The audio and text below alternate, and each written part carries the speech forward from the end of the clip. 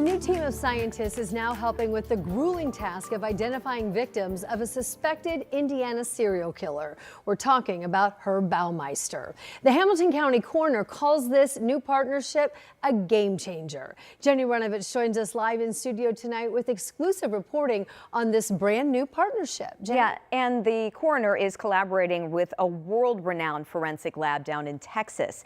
They heard about the Baumeister case and they reached out with an offer to help. In a case that's gripped Indiana for decades, a team from Texas may now identify more victims more quickly at Fox Hollow Farm, help examine the thousands of bone fragments found in Westfield, where investigators believe Herb Baumeister killed dozens of men. And it's now time that we bring that team together, we add additional team members, and we treat this investigation for what it is. We have a large number of people that were victims in a homicide. The Texas scientists are with the Center for Human Identification at the University of North Texas.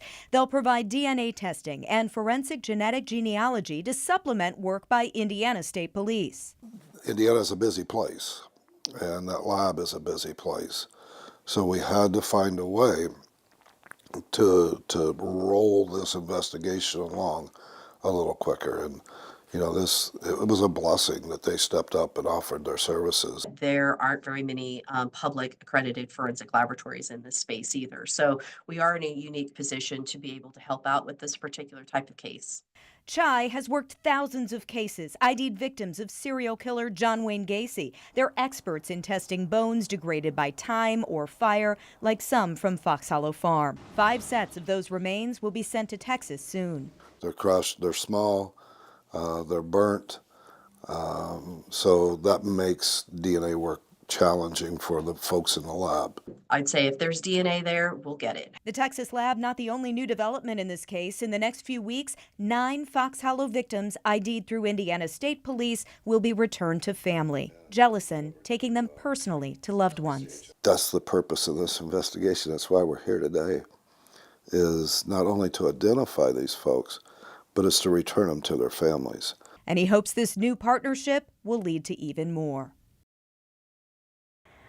So some more details on this, Anne. A grant is actually paying for the work by Chai, that lab in Texas, so no Indiana taxpayer dollars to pay for this. Also, we learned today that the coroner is actually adding to this investigation team in other ways. He is getting a mental health professional to try and help the families when he has to let those loved ones know that their loved ones have been identified in this case. You just got to respect his commitment to seeing this through. No one more dedicated. Yeah. Jenny, thank you. Mm-hmm.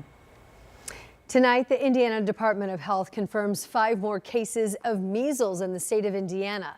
So these new cases bring the total number in Indiana to 6. They're all centered in Allen County. That includes 4 children and 2 adults. State health officials say the public health risk remains low despite these new cases to the northeastern corner.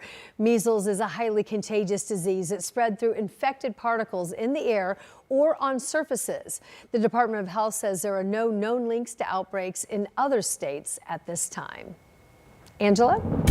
And Maria, dry start, soggy finish, and in the middle we had some sleet showers and even a few flakes of snow across the northern part of our area. What's left of that first wave is now in the far eastern sections of the state, moving into the western parts of Ohio. So still some lingering rain for you, Richmond, Liberty, Brookville, and then in between Newcastle and Connorsville. We do get some dry time this evening ahead of another wave that's expected to build later tonight. So think 10 p.m. through about 3 a.m. Some pockets of steadier rain, some rumbles of thunder. When you join Matt on Sunrise at 4 a.m., that will be over, and we will get some additional dry time tomorrow ahead of some afternoon and evening storms, mainly south. So the rush hour forecast for tomorrow morning, temperatures in the mid-40s under cloudy skies. It'll be warmer tomorrow afternoon in the low 60s with a late day rain or storm chance, mainly south. I'll have that look in the full forecast. Thanks, Angela. You might remember seeing this last week when a tornado ripped through on the west side in Brownsburg. We showed you what the Sur La Table warehouse there looked like. And now to the view from today. Crews continued the cleanup there. Marina Silva spent the day on the west side. That's the wind hitting the camera on William Reed's home. And as I'm looking at my security camera, that's when I kind of see him like, man, it must be hailing outside. And as I kind of kept looking, I'm like, no, that's not hail, that's my insulation. And at that point when I realized the insulation was all over the house, or my security camera, should I say. The EF2 tornado hit his home in the Branches neighborhood. His family huddled safely in the basement. It's gonna be a pricey situation, that's for sure. The roof took the brunt of the damage from high wind and powerful rain. Inside, there's a lot of work ahead. I mean, you know, it takes only a day or two for mold to set up. Reed's neighborhood wasn't the only area damaged in Brownsburg. The Sur La Table warehouse partially collapsed. The roof fell to the ground and a wall crumbled. Now, 1 week later, crews are still working to clean up the site and rebuild. Reporting in Brownsburg, Marina Silva, 13 News. Thank you, Marina. The city of Shelbyville is now set to conduct post-flood property inspections yet this week. So we want to show you, this is what it looked like Sunday as the Big Blue and Little Blue rivers overflowed into nearby communities. Now the city and county are working together to evaluate properties and document high water marks and damage. They're going to be doing that throughout the rest of the week. And now, for the first time, publicly, we are hearing the prison phone calls from the man convicted of killing teens Abby Williams and Libby German in Delphi. These recorded confessions were key pieces of the state's case against the defendant, Richard Allen.